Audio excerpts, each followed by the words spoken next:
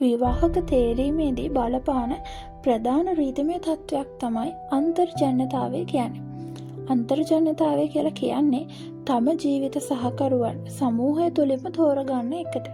මෙහිදී සමූහය යන්නෙන් අදහස් වෙන්නේ කුලය, පන්තිය, ගෝත්‍රය, ජාතිය, ගම, ආගමික කණ්ඩායම යනාදිය.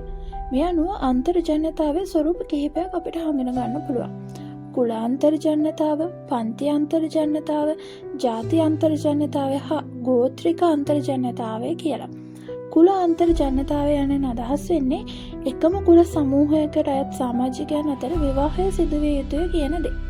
සිංහල කුල සදාචාරය තුළ කුල දෙකකට අයත් වූවන් අතර විවාහත් එකම කුලයේ වුවත් විවිධ උපකුලවලට අයත් වූවන් අතර විවාහත් තහනම් වුණ වළංගු නොවන ඒවා විදිහට තමයි සැලකුණේ. මේ අනුව අන්තර්ජන්‍ය විවාහ රීතිය යටතේ මනාල පාර්ශවය හා මනාලියගේ පාර්ශවය සමකුල වීම අදහස් වුණා. එකම කුලයේ වුණත් විවිධ පැලැන්තිවලට උපකුලවලට අයත් සමාජිකයන් අතර විවාහයට අවසර ලබා දෙන්නේ නැහැ. එනම් මුළු කුලයම අන්තර්ජන්‍ය ඒකකයක් නොවේ යන්න මේකෙන් අදහස් වෙනවා. මෙහෙමනම් කුල අන්තර්ජන්‍යතාවය තුළ උපකුල අන්තර්ජන්‍යතාවයක්ද දකින්න ලැබුණා. බහිර්ජන්‍යතාවය ගැන හෙට අරන් එනවා රුයිස් ඩයරි තුලින්. එතකන් රැඳී සිටින්න.